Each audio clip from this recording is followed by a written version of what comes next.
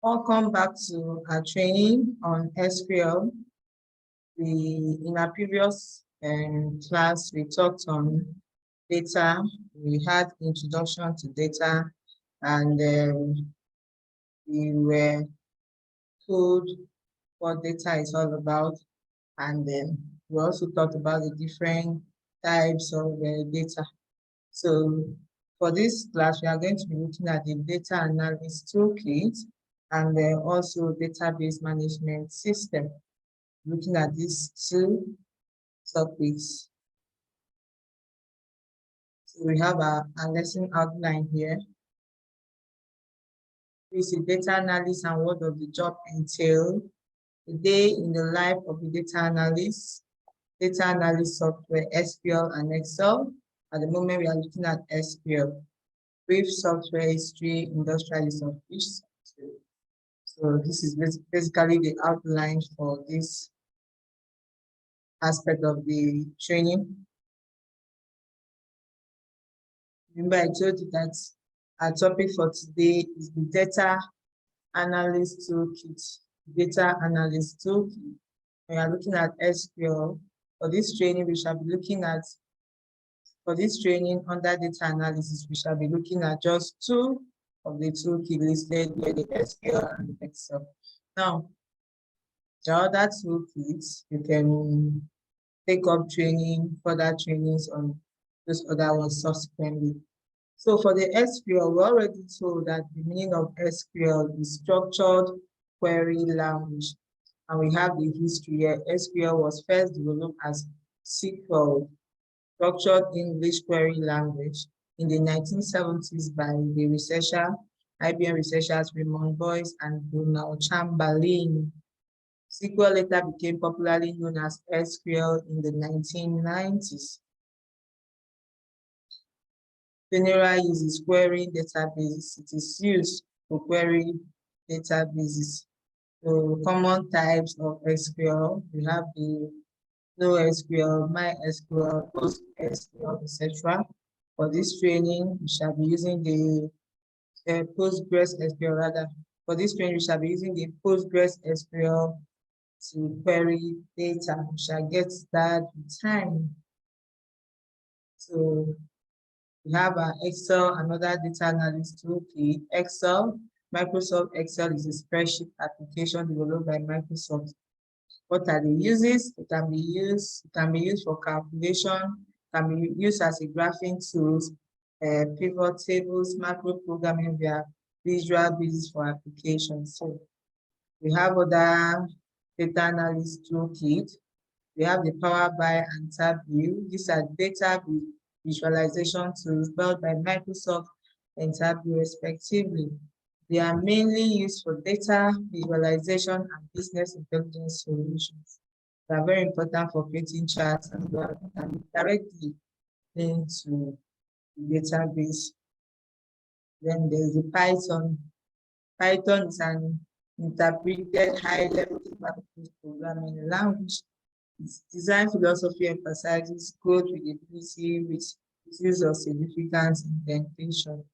So Python can be used in data science to query data, analyze data, create models, and build machine learning algorithms. So these are some data analysis toolkit. Remember, I've told you for this training, we shall be looking at just two, the SQL and the Excel. And for the SQL, we shall be using the PostgreSQL to query data. Next, we'll be looking at database management. We've already gone through this, but let's just skim through it again. What is a database? Database is an organized collection of data stored and accessed electronically from a computer system. So you said here, think of your personal email. All of us have got mails, right? So those mails can be considered as data. That data is then stored by Google along with over 1 billion other emails in a database. All our mails are being stored by Google in a database. Now, databases are highly organized system for storing data. The work of the data analyst begins at the database. So a database management system, DBMS, is a software package designed to define, manipulate, retrieve, and manage data in a database. We've already looked at what a database is. So a management system of a database is a software package that is designed to define, manipulate, retrieve, and manage the data within a database. So a DBMS generally manipulates the data itself, data formats, field names, record structure, and file structure. It also defines rules to validate and manipulate this data. This means every DBMS has a set of pre-installed rules that allows it to store data properly so that it can be easily retrieved. So for example, the reason why the email field on the Google form will only accept a valid email is because the DBMS has been set to only accept email for that field true. So for instance, if it's a Gmail and you are typing, if my email is a Gmail and you accidentally type and put any other mail, let's say Yahoo, Outlook or something, to not be accepted because that's only be designed to accept mails that is within the Gmail domain. Accept addresses rather that falls within the Gmail domain. So there's about 7 common types of DBMS. Now we are looking at types of database management system. There are about 7 common types of database management system. But for the purpose of this lecture, we're looking at only 2: relational database and NoSQL. NoSQL databases said here, databases that do not use SQL as their primary data access language. They use structured query language as their primary data access language. Graph database, network database, object database, and document databases are common NoSQL databases. They don't use structured query language as their primary data access language. So NoSQL database does not have predefined schemas. NoSQL databases are the perfect candidate for rapidly changing development environment. So NoSQL allows developers to make changes on the fly without affecting applications. So we have some examples here. You can read further to get more information on this. Schemas describes both the organization of data and the relationship between tables in a given database. So that's what schema does. So in a relational database management system, the relationship between data is relational, and data is stored in tabular form of columns and rows. We can make references to data in the relational database management system. Each column of a table represents an attribute, and each row in the table represents a record. Each field in a table represents a data value. Some of the popular relational database management systems are these: Oracle, SQL Server, MySQL, and SQLite. Relational database management systems are built on primary and foreign keys. So we're looking at the primary and foreign or secondary keys. Please take your time, read through these. Might sound confusing, but just keep going over it till start making sense. So this is just the top part, the preliminary part of trying to understand these key terms and how they relate to querying and analyzing data. A column that is used to ensure, we're talking about primary key now, remember. So primary key is a column that is used to ensure data in the specific column. A column that is used to ensure data in the specific column is unique. It uniquely identifies a record in the relational database table. Only one primary key is allowed in the table. It's a combination of unique values and does not allow for null values into source. Cannot be deleted from the parent table. So these are primary keys.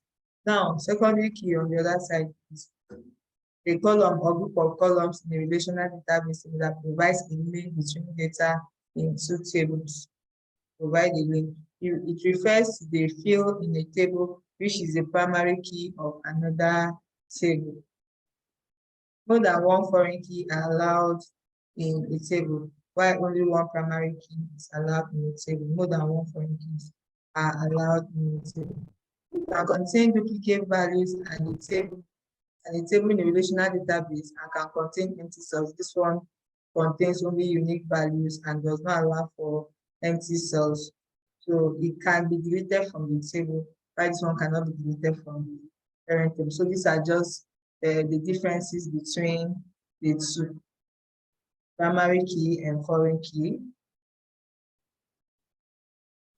So communicating with relational database management system. Structured query language, SQL, is a language used to communicate